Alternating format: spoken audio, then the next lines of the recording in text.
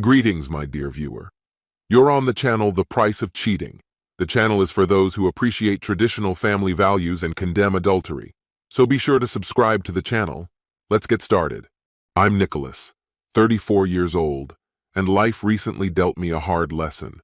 Being married to someone who sees you as a wallet instead of a partner is a straight path to unhappiness. Let me take you back to what I once considered my glory days. When I first met Violet, she was electric, full of energy, laughter, and just the right dose of unpredictability to keep things exciting. Back then, we couldn't keep our hands off each other. Every glance, every touch carried a spark. But here's the twist. Marriage, as I've learned, has a way of draining the fire. 4 years in, our so-called fairy tale had devolved into a monotonous routine. One evening, after yet another "not tonight, I'm tired" excuse, I decided to bring it up. That turned out to be a big mistake. Violet, with the patience of someone explaining basic math to a child, calmly said, "Nicholas, I don't owe you anything in the bedroom." I stared at her, stunned. "You're kidding, right?" I asked. But she wasn't. "I'm your wife, not your property," she added, wearing a smug expression like she'd just uncovered the secret to world peace. Meanwhile, I was left grappling with how we'd ended up here. Don't get me wrong. I wasn't demanding intimacy on a schedule. But when your partner essentially declares that physical connection is no longer a part of your marriage, it makes you question if you're in a relationship or just living with an indifferent roommate. "Violet," I reasoned, "this isn't just about intimacy. It's about intimacy. About us." She sighed, exasperated, as if I were overcomplicating something simple. "Nicholas, we're fine. You always overthink things." Spoiler alert, we were anything but fine. In the months that followed, I made every effort to bridge the growing gap. I planned surprise date nights, cooked her favorite meals, and even tackled the laundry, a task I despise. Her response? The same every time, a quick peck on the cheek, as if I were a helpful co-worker rather than her husband. Desperate, I suggested counseling, hoping a professional could help us reconnect. She laughed. Not just a chuckle, but a full-blown cutting laugh. "Nicholas, therapy isn't going to make me want you more." That one stung. Still, I refused to give up. I scheduled a session anyway, clinging to a sliver of hope. But Violet wouldn't budge. "Why can't you just accept that this is who I am now?" she asked, rolling her eyes. "Marriage is not just about intimacy." And that's when it hit me. Violet had no intention of changing. And really, why was I the one begging for basic care in my own marriage? Something shifted in me that day. I realized I was done pleading. No one should have to feel like a door-to-door salesman pitching intimacy to their spouse. I decided to focus on myself instead. I started working out, reached out to old friends, and picked up woodworking again, a long-forgotten hobby. But even as I poured myself into self-improvement, Violet's apathy loomed over me, making me question if the issue was me or if she just didn't care anymore. Then, out of nowhere, Violet dropped a bombshell. One afternoon, she walked into the living room with a beaming smile. "I've been thinking," she began, her tone unusually upbeat. "Maybe it's time we start trying for kids." I nearly choked. "Kids? Are you serious?" "Yes, Nicholas. We're not getting any younger. It's the next logical step." "Logical step?" I stared at her in disbelief. "Violet, we've been intimate twice this year. Twice. And you think it's a good time for a baby?" Her smile faltered briefly before snapping back. "Well, maybe it's something we can work on." Convenient timing, right? My frustration boiled over, and I left the room before I said something I couldn't take back. That night, as I lay in bed staring at the ceiling, her suggestion gnawed at me. Raising a child in a marriage where one partner had emotionally checked out wasn't just daunting. It was downright terrifying. By morning, my decision was clear. I contacted a lawyer and had divorce papers drawn up by the end of the week. When I handed them to her, Violet's reaction was explosive. "What the hell is this?" she demanded, holding the papers as if they were on fire. "It's a divorce petition," I said, my tone calm but resolute. "This isn't working anymore." She looked at me stunned. "You're serious?" "Completely." For the first time in years, she didn't have a snappy comeback. She just sat there, speechless. The days that followed were a whirlwind of tears, arguments, and accusations. "I thought you loved me," she sobbed. "I do," I replied. "But love isn't enough without effort from both sides." As I packed my things, Violet made one last attempt to salvage what we had. She appeared in the doorway one evening wearing lingerie I hadn't seen in years, with props to match. "Nicholas," she purred, "let's give this another try." For a fleeting moment, I hesitated. But reality quickly set in. Where was this energy when it mattered? Why did it take divorce papers to spark action? "I'm sorry, Violet," I said, stepping past her. "It's too late." Her jaw dropped. "You're really going to throw this away?" "No," I replied, turning to face her. "You already did." After that, she tried every tactic: seduction, guilt trips, and my personal favorite, the "you'll never do better than me" speech. But I stood firm. "Let's not rewrite history," I told her as I zipped up my bag. "This is the right choice for both of us." With that, I walked out, never looking back. The first few nights were rough. I stayed in a hotel, sorted out our accounts, and took steps to ensure the separation was clean and fair. My lawyer's advice was clear: keep things simple and above board. A few days later, my sister called. "Come stay with me," she offered. "You need to be around family." By the weekend, I was back in my hometown, starting over. It felt surreal, but for the first time in years, I felt like I was on the path to something better. Here's a high-quality retelling of your text, rewritten entirely while preserving its meaning and narrative style. The home we'd built together, the shared routines, the life we'd once nurtured, all of it was behind me now. But Violet? She wasn't ready to move on, not even close. It started with the messages. "I miss you. Can we talk? I know I messed up. Please, just give me one more chance. This isn't who we are, Nicholas." I ignored them all. My lawyer had advised keeping contact to a minimum, and honestly, I had no desire to fall back into her web of manipulation. Then came the voicemails, her voice tinged with desperation. "Nicholas, please. I'll do anything to make things right. Just come back." Back? To a place that had stopped feeling like home long ago? A week later, Violet escalated her efforts. I was sitting in the living room with my sister, chatting and catching up, when my phone buzzed. It was another message from Violet. I hesitated, then opened it. What I saw left me stunned. The photo showed her in provocative lingerie, holding a bottle of champagne with the caption, "Let's toast to a fresh start." My sister caught a glimpse over my shoulder and burst out laughing. "Wow, she's really pulling out all the stops," she said.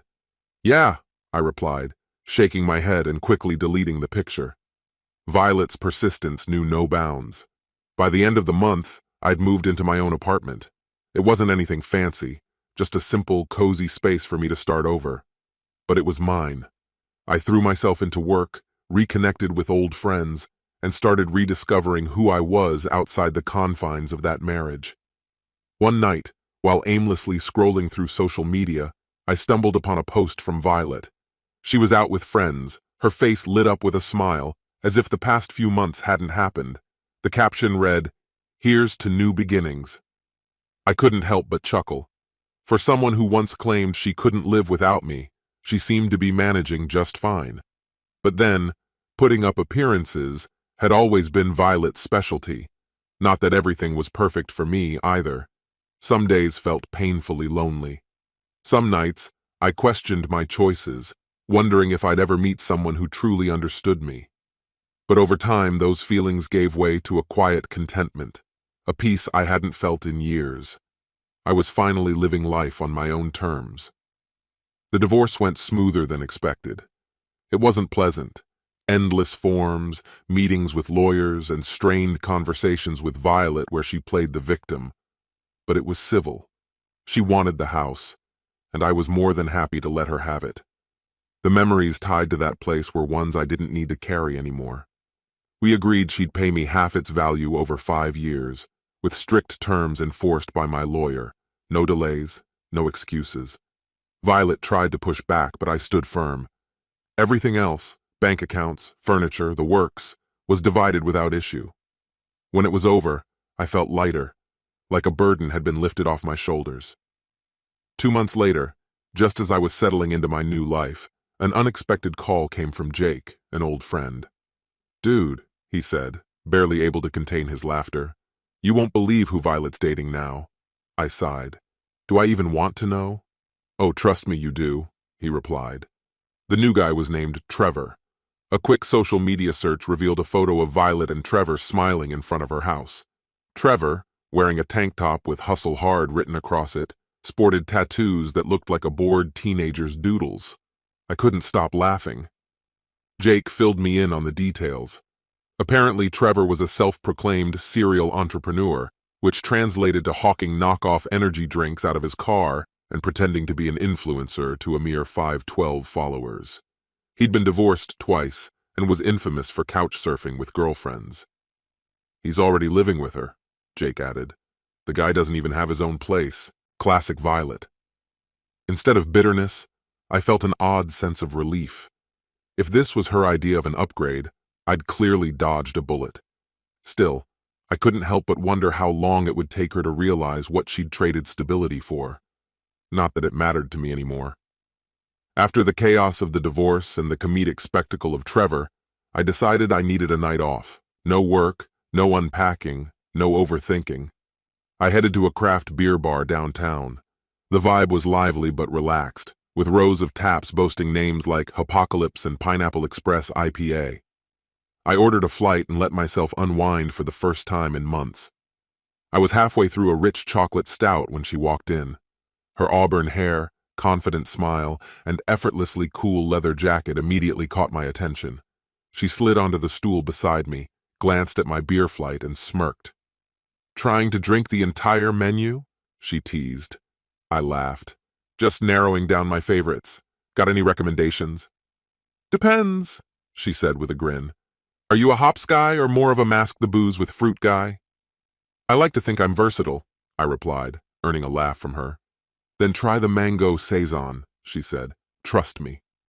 Her name was Samantha, Sam, as she insisted, and we clicked instantly. Over the next hour we talked about everything: travel, beer, and even the age-old debate about pineapple on pizza. She was firmly against it, while I played it safe with neutrality. Her energy was light and self-assured, a refreshing change from the emotional whirlwind I'd just left behind. When the bartender announced last call, I realized I didn't want the night to end. "Look," I began, summoning more courage than I felt. "This has been great. Would you want to grab dinner sometime? My treat." Her smile widened. "Bold move, asking me out when I'm a drink ahead of you? But yeah, I'd like that." We exchanged numbers, and for the first time in what felt like forever, I left a bar with a genuine smile. A few days later, we met at a quaint Italian restaurant. Over pasta and wine, we shared stories: her work as a graphic designer, my newfound passion for woodworking, and even the hilarious mishap that led to her adopting a ferret. Eventually, the conversation shifted to past relationships. It was inevitable. "So," she asked, swirling her wine, "any crazy exes?" I laughed. "Oh, you have no idea." I gave her the short version. Married young, things fell apart, and now I was rebuilding. She listened closely, her gaze steady and kind. "And her?" she asked. "What's she like?" "Oh, you'll love this," I said, pulling out my phone. I showed her the photo of Violet and Trevor. "That's her and her new, whatever he is." Sam's eyes widened as she studied the picture. Then, to my surprise, she burst out laughing. "Wait," she said, handing the phone back to me. The name rang a bell immediately. My eyebrows shot up, startled. "You know him?" "Yeah," she said, settling comfortably into her chair. "Trevor used to hang around with some of my friends." She paused, then added with a knowing smirk, "Complete mooch, by the way. But here's the kicker. I've seen him with your ex before. This wasn't recent either. It was months ago." I stiffened. "What do you mean, months ago?" Lowering her voice, she leaned in closer. "I mean, I saw them together at a party. They were holding hands. This was long before you even mentioned the divorce."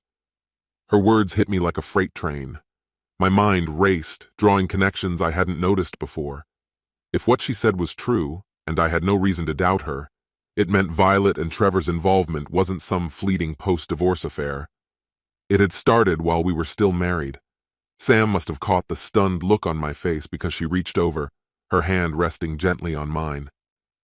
"Hey, are you okay?" I let out a slow breath. "Yeah, just trying to wrap my head around all of this." She gave me a kind smile. "For what it's worth, you're better off without her. Trevor's the type who'll take everything he can and leave when there's nothing left." I couldn't help but grin faintly. Noted. Dinner came to an end, and as we said our goodbyes, she pulled me into a warm hug.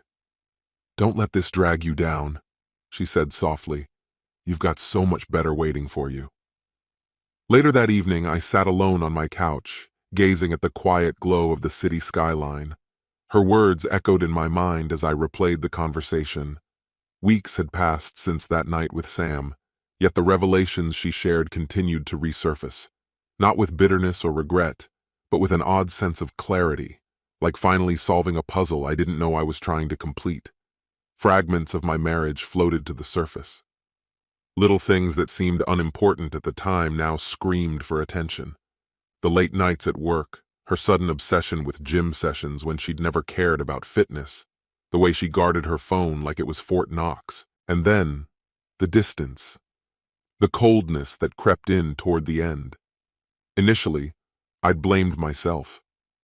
Maybe I wasn't interesting enough. Maybe I wasn't successful enough or attentive enough.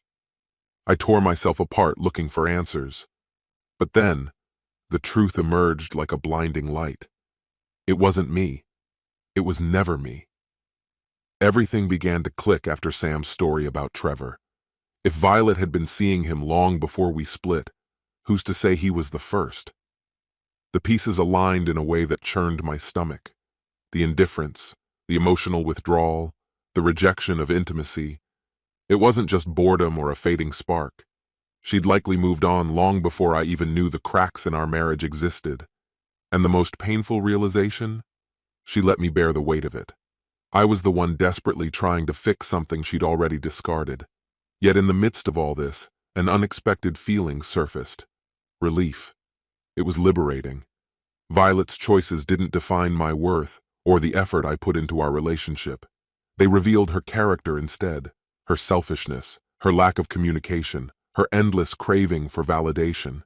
For so long, I'd carried the guilt of not being enough. But now the truth was as clear as day. The problem had never been me. Now she was Trevor's problem. The thought brought a quiet laugh. She'd need all the luck she could get. As for me, life felt lighter. Sam and I had been spending more time together, and every moment with her felt like a breath of fresh air. She was kind, genuinely funny, and refreshingly straightforward. There were no hidden agendas or cryptic games to figure out. Talking to her was easy, like reconnecting with an old friend while uncovering someone entirely new. It was still early, and I wasn't rushing into anything. But for the first time in years, I felt something unfamiliar yet welcome. Hope. Hope for something honest. Something where I didn't have to fight to feel seen or valued. And that felt like the start of something good. This concludes the story. If you like it, then put your powerful like and subscribe to the channel.